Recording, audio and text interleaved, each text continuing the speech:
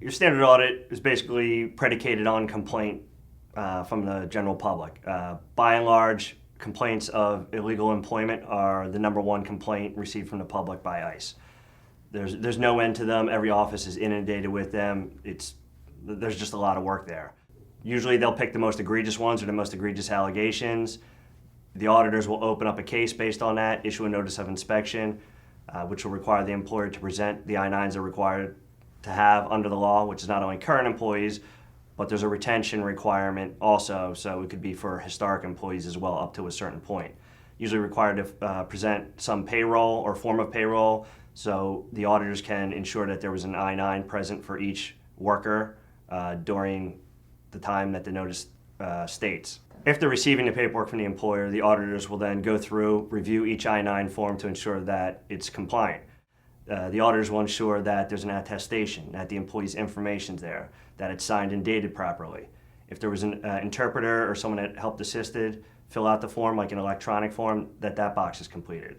Then the next section is where the employer verifies the documents. They're not allowed to verify copies of documents. They actually have to see the original document. Ensure that those documents are acceptable documents. They'll review and see if the employer is on E-Verify. If they're using that, was the E-Verify done timely and in conjunction with the I-9 process?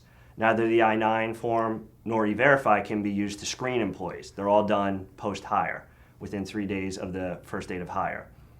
After ensuring that the I-9 form is compliant, if not, there are two types of violations. There are technical, and then there's substantive. A technical violation might be that the employee didn't check they're a permanent resident, but they wrote in their alien registration number next to it. A substantive violation is that they accepted a document that states certified identification as opposed to a state-issued identification.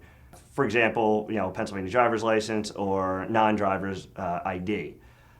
So that would be a substantive violation if they did not accept a proper document. After going through the compliance background of it, they'll actually run record checks on I-9 forms, ensuring that alien registration numbers are in fact issued and that they're issued to that person. They can run some other commercial type database checks. One of the areas that was difficult for auditors is that they don't have direct access to Social Security's Numinent database, which would allow them to easily run a Social Security number.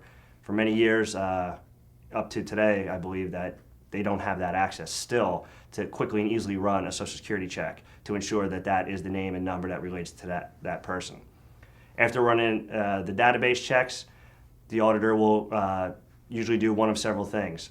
If they found suspect documents, individuals with fake documents or documents that appear to apply to another person, they can issue a suspect document notice.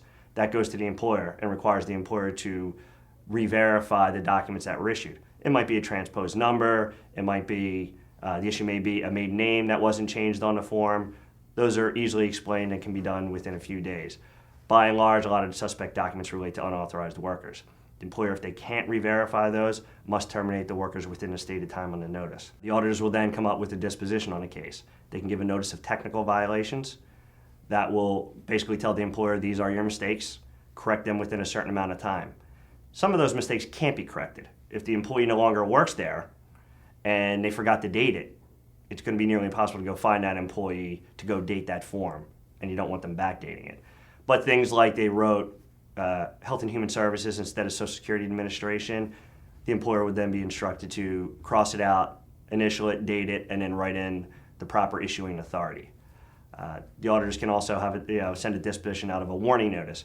That basically is the next step and puts the employer on notice that here are your violations, you need to correct them with a certain amount of time, and any future violations may lead to a fine. And then the higher end is basically the issuance of a notice of intent to fine. That's when the auditors have found egregious violations and their intent is to fine the employer.